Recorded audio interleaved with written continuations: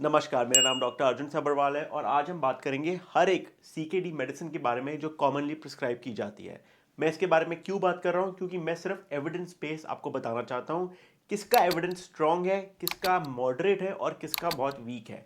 हमने इसको डिवाइड किया है 3 कैटेगरी में, ग्रीन, येलो एंड रेड।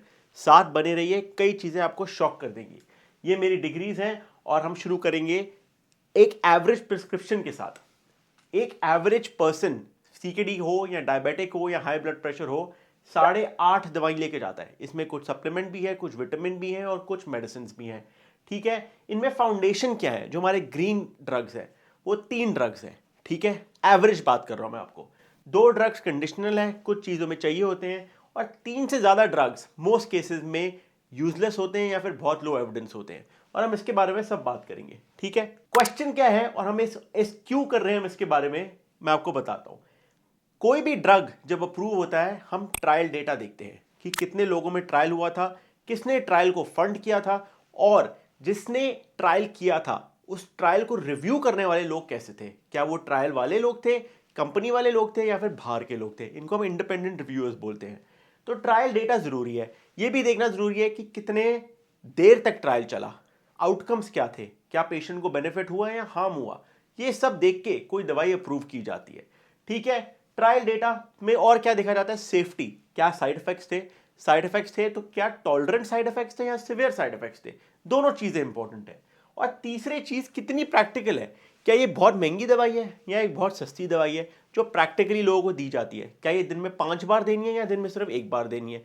ये सारी चीजें देख के हम डिसाइड करते हैं कि क्या ये ड्रग आपके लिए यूजफुल है या नहीं यूजफुल। कोई भी कंडीशन हो, आपको CKD, diabetes, high blood pressure, कुछ भी हो। पहले बात करते हैं ग्रीन फाउंडेशन की, जो है टेक इट। ये हर एक सीकेडी में दी जाती है। स्टेज 4, स्टेज 5 में कंट्रोवर्शियल है, स्टेज 1, 2 एंड 3 में इसको दिया जाता है। एस इनहिबिटर्स एंड एआरबी, अगर कोई कॉन्ट्राइंडिकेशन ना हो। देखिए, कोई भी दवाई शुरू करने से पहले या बंद करने से पहले आपको अपने डॉक्टर से बात करनी है। मैं आपको इन्फॉर्मेशन दे रहा हूं ताकि आप अपने डॉक्टर के साथ डिस्कस कर सकें।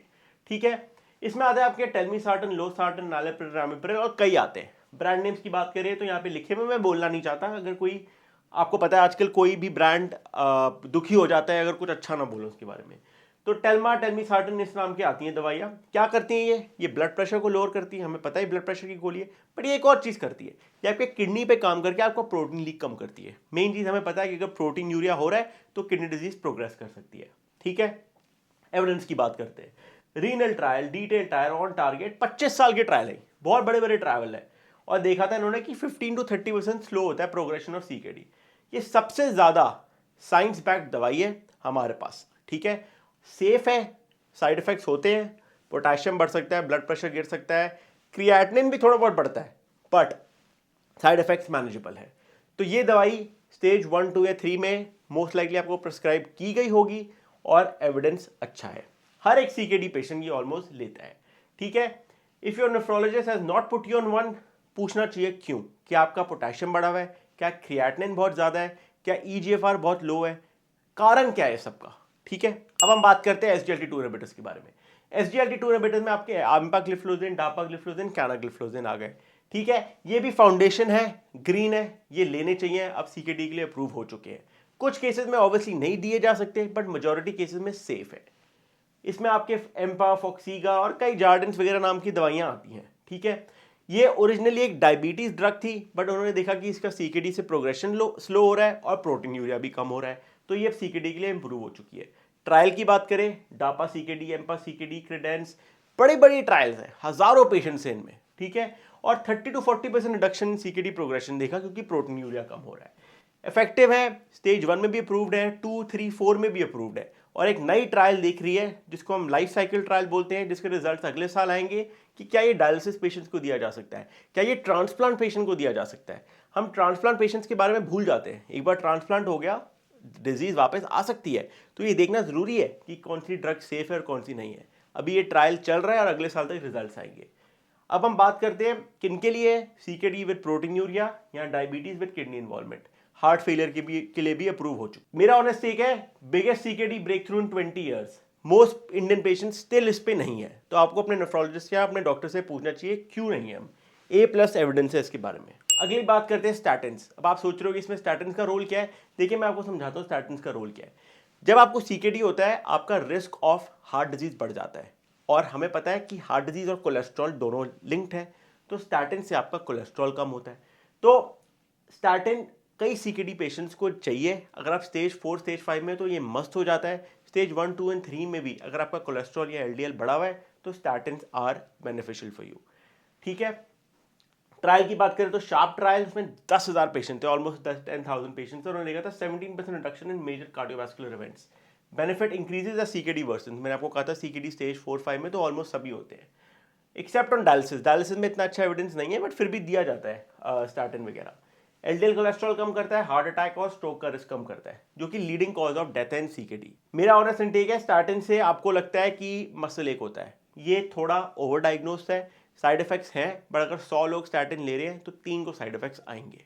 अब हम बात करते हैं येलो ड्रग्स के बारे में। ग्रीन में और भी ड्रग्स आते हैं, बट वो स्पेसिफिक कंडीशंस के लिए है, जैसे आईजीए नेफ्रोपैथी के बारे में हो गई ब्यूटिसिनाइड, स्पारसेंटेन, ये जो नई ड्रग आ रही है। तो इसको मैंने अभी नहीं डाला, बट ये जो फाउंडेशन ड्रग्स हैं, एस इनहिबिटर्स, एसजीएलटी2 इनहिबिटर्स, आपके स्टैटिन, ये फाउंडेशन ड्रग्स हैं, ये हर पेशेंट ऑलमोस्ट ले रहा होता है। अब हम बात करते हैं येलो ड्रग्स के बारे में। इसमें आपका फॉस्फेट बाइंडर आ गया, इसमें सेवलेमर, कैल्शियम एसिटेट, लैंथेनम, ये सब आते हैं। अगेन आप ब्रांड्स देख सकते हैं, ये करते क्या है, ये आपके फॉस्फेट को लेवल को कम करते हैं। क्या सबको लेने की जरूरत है? नहीं। एविडेंस क्या है? Multiple trial show binders lower phosphate, but the evidence that they reduce death और फ्रैक्चर्स इज मिक्स्ड।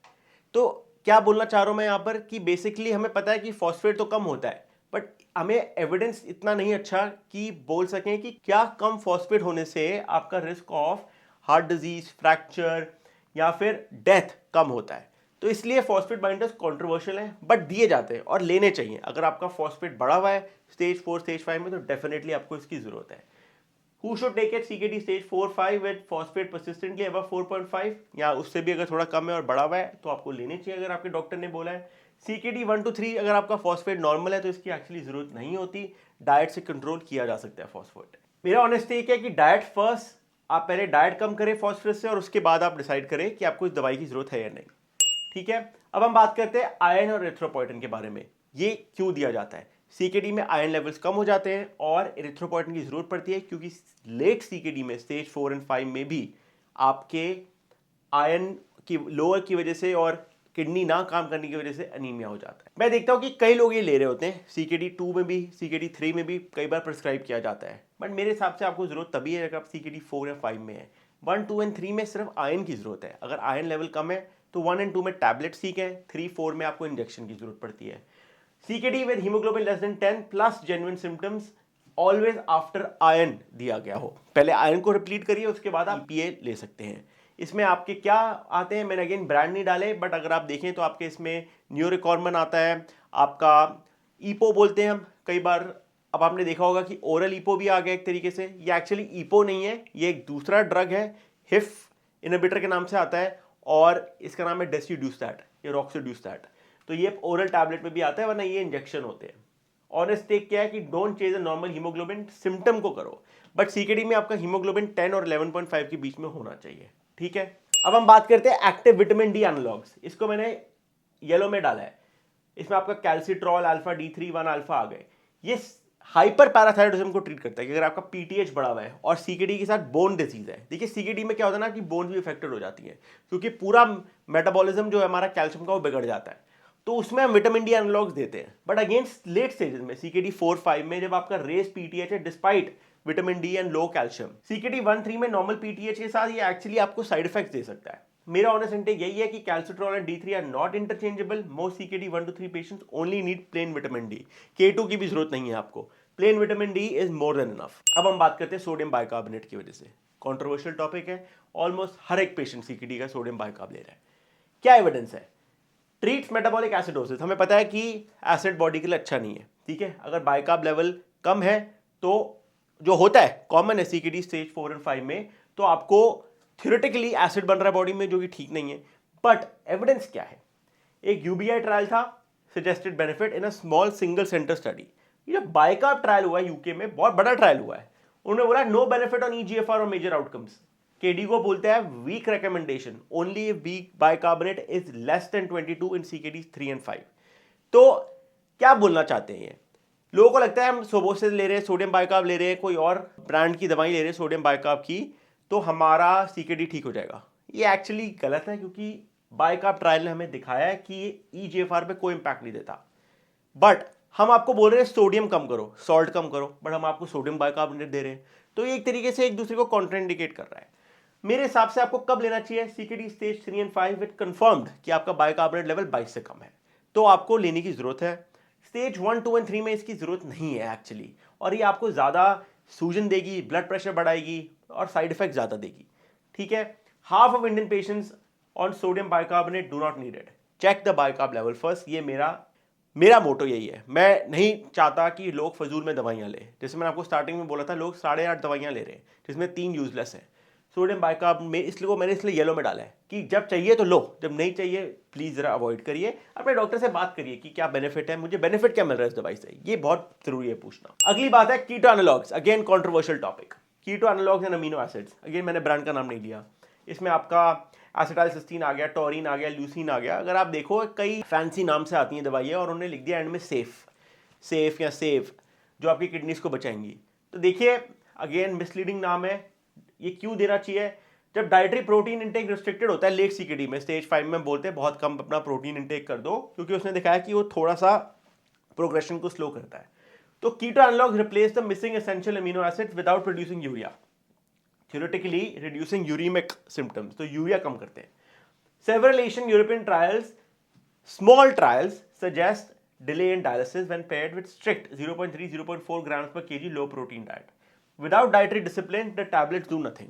अब आप खा रहे हैं 0.8 1 ग्राम प्रोटीन और आप कीटो एनालॉग ले रहे हैं, कुछ नहीं होने वाला इससे। अगर आप बहुत लो प्रोटीन इंटेक डाइट में, तो इसका बेनिफिट है थोड़ा सा। कब लेना चाहिए CKD stage 4 and 5, EGFR less than 25, और अगर आपको बोला गया है कि you start an extremely low protein diet, तभी इसका बेनिफिट है। सीकेडी 1 to 3 में इसका रोल नहीं है, ऑलरेडी ऑन डायलिसिस में रोल नहीं है, एंड पेशेंट्स जिनको बोला गया कि आप प्रोटीन खा सकते हैं, मुझे लगता नहीं इसका रोल है। मेरा ऑनेस्ट इंटेक यही है कि ये प्राइसी है। काफ़ी स्टडीज फंड की गई थी उन्हीं कंपनी से जो ये दवाइयाँ बनाती हैं। Pointless without diet discipline, often prescribe without renal dietitian, that is the real problem. ठीक है, this is my intake on keto analogues. बाकी आप अपने डॉक्टर से जरूर डिस्कस करें। अगला बात करते हैं क्लोनिडीन आर्कमीन के बारे में। ये भी बहुत ज़्यादा प्रिस्क्राइब दवाई है ब्लड प्रेशर के लिए, अच्छी दवाई है ब्लड प्रेशर के लिए, करती है ब्लड प्रेशर को लो, कोई डाउट नहीं है इसमें। सस्ती है, तेज काम करती है, आधे घंटे के अंदर ब्लड प्रेशर कम कर देती है। बट जो आउटकम है, हम क्यों देते हैं ब्लड प्रेशर की दवाई? हम ब्लड प्रेशर की दवाई ये नहीं देते कि ब्लड प्रेशर कम हो जाए, हम देते हैं कि आपका रिस्क ऑफ स्ट्रोक या हार्ट डिजीज कम हो जाए। आपका जो ट्रायल है वो बोल रहा है कि हाँ इससे ब्लड प्रेशर कम होता है, बट कोई भी मोर्टेलिटी बेनिफिट इतना नहीं है, या फिर स्ट्रोक और हार्ट अटैक का रिस्क इतना अच्छा नहीं है। तो ये दवाई फर्स्ट लाइन होनी चाहिए या लास्ट लाइन होनी चाहिए, ये एक सवाल आपको अपने डॉक्टर से पूछना चाहिए। अगर आप पहली दवाई ब्लड प्रेशर की क्लोनिडीन से शुरू कर रहे हैं, तो आप मेरे हिसाब से गलत कर रहे हैं। आपको ये दवाई यूज करनी चाहिए थर्ड या फोर्थ लाइन, जब पहले 2-3 काम नहीं कर रहे। ठीक है, किसको लेना चाहिए? Resistant hypertension after maximum optimization therapy with ACE inhibitor, ARB, calcium channel blocker, diuretic and aldosterone antagonist. इसमें आपके आगे रामिप्रिल, टेलमिसार्टन, एम्लोडिपिन हो गया, क्लिनिडिपिन हो गया। डायरेटिक में आपका फ्यूरसमाइड हो गया, जो डाइटोर से नाम से आती है, और एल्डोस्टेरोन एंटागोनिस्ट आपका स्पाइरोलैक्टोन वगैरह हो गया। किसको नहीं लेनी चाहिए? सबको मोस्टली नहीं लेनी चाहिए। अगर आपको सिर्फ रेजिस्टेंट हाइपरटेंशन है तभी ये दवाई लेनी चाहिए, स्पेशली एल्डरली ड्राइवर्स और anyone who might miss doses. क्यों नहीं लेना चाहिए एल्डरली लोगों को? क्योंकि उठते साथ चक्कर आ सकते हैं और वो गिर सकते हैं, क्योंकि ब्लड प्रेशर कम हो जाता है। तो मेरा ऑनेस्ट से क्या है कि if your prescription has Arkamin in it without all 4 other classes optimised, आपको अपने डॉक्टर से बात करनी चाहिए। अगर आपके पास ऑलरेडी ये 3-4 दवाइयां चल रही हैं और फिर आर्कमिन ऐड किया गया या क्लोनिडीन ऐड किया है, तो सही किया उन्होंने, क्योंकि वो ब्लड प्रेशर कम करेगी। पर अगर सिर्फ एक दवाई चल रही है और वो ये है, तो आपको अपने डॉक्टर से बात करनी चाहिए। ठीक है दोस्तों, 5 things in your bag with weaker evidence than you think, तो इसके बारे में हम बात करते हैं। Cilnidipine instead of amlodipine, marketed as kidney friendly, modest proteinuria reduction, real outcome benefit debatable है। एम्लोडिपिन मोस्ट पेशेंट्स के लिए ठीक है, हाँ पैरों में सूजन होती है, बट कई लोगों में नहीं होती, मेजॉरिटी में नहीं होती। बी कॉम्प्लेक्स, मल्टीविटामिन कॉम्प्लेक्स हमेशा दी जाते हैं, मेरे को लगता नहीं इसकी जरूरत है। सीकेडी में कोई एविडेंस नहीं है इसका, अनलेस आप खाना पीना ठीक नहीं कर रहे अपना। फिर ये nephrotonic, Punarnava, Gokshura, zero randomise control trial. Randomise control trial क्या हुआ कि किसी को नेफ्रोटॉनिक दिया, किसी को कुछ और दिया, और देखा कि बेनिफिट है नहीं, तो कोई ट्रायल नहीं हुआ अब तक। पैंटोप्रोजोल हमेशा चल रही है, पीपीआई चली जा रही है, अगेन ये हार्म कर सकती है सीकेडी को, हार्म कर सकती है किडनी को लॉन्ग टर्म में। और कैल्शियम सप्लीमेंट विदाउट मेजरमेंट, कि आप कैल्शियम की गोली खाई जा रहे हो, भाई कोई चेक ही नहीं कर रहा आपका कैल्शियम, पीटीएच या विटामिन डी। तो ये सब चीज़ें आपको देखनी चाहिए। Most Indian patient can be manage on 4 and 5 drugs. मैंने यहाँ पे लिस्ट बनाई हुई है। टिपिकल इंडियन में क्या होता है, टेल्मा 40 चल रही है, एम्लोडिपिन 5 चल रही है, टोरवा 10 चल रही है, क्लिनिडिपिन, आर्कमीन, सोडियम बाइका, पीपीआई, बी कॉम्प्लेक्स, कैल्शियम, ये सब चल रही है। ठीक है, इसमें से हमने बात करी कि आपको मे बी पहले 2-3 चाहिए, बाकी की जरूरत नहीं है शायद। और एक्चुअली एविडेंस क्या है, टेल्मिसार्टन, एम्पाग्लिफ्लोजिन, एटोरवास्टैटिन, एम्लोडिपिन या फॉस्फेट बाइंडर। एनुअली क्या कराना है, HbA1c, EGFR, ACR, electrolytes, PTH। 6 monthly आपको अपना blood pressure, weight, medication review कराना ही कराना है कि मैं सही कर रहा हूँ, गलत कर रहा हूँ, कोई नई दवाई तो नहीं आई। डाइट इनपुट चाहिए रीनल डाइटेशन से। 4 से 5 ड्रग चाहिए मेनली जिनका एविडेंस अच्छा हो। लास्ट स्लाइड है ये, हम ये सब डिस्कस कर चुके हैं किडनी एंड हेल्थ क्लब में, जहाँ पे मैंने एक लाइव वेबिनार किया था और हमने बात की थी हर एक मेडिसिन के बारे में। अगर आप चाहें तो आप kidney and health club join कर सकते हैं। 150 से ऊपर मेंबर्स हैं, गूगल पे रिव्यूज भी लिखने शुरू कर दिए गए हैं और लोगों को एक्चुअली बेनिफिट मिल रहा है। देखिए, मैं आपके डॉक्टर को रिप्लेस नहीं करना चाहता इस क्लब में, बट मैं आपको सपोर्ट सिस्टम देना चाहता हूँ कि आप इस जर्नी में अकेले नहीं हैं। Every CKD patient needs the foundation 3, जिसके बारे में हमने बात करी है। Conditional drugs need a lab justification. Calcium की गोली तो क्या कैल्शियम कम है, विटामिन डी की गोली तो क्या विटामिन डी लो है, फॉस्फेट बाइंडर चल रहा है तो क्या फॉस्फेट बढ़ा हुआ है, जस्टिफिकेशन चाहिए। Clonidine Arkamin is the last resort, not first. Keto analogues without discipline does not work. ठीक है, अगर आप सीकेडी स्टेज 1 में शुरू कर चुके हो कीटो एनालॉग्स और अपना आराम से खाना पीना कर रहे हो तो काम नहीं करता। पर सवाल ये है कि क्या आपको सीकेडी स्टेज 1 में खाने की रिस्ट्रिक्शन करनी है, नहीं करनी, तो क्या आपको कीटो एनालॉग्स की जरूरत है? मेरे हिसाब से नहीं।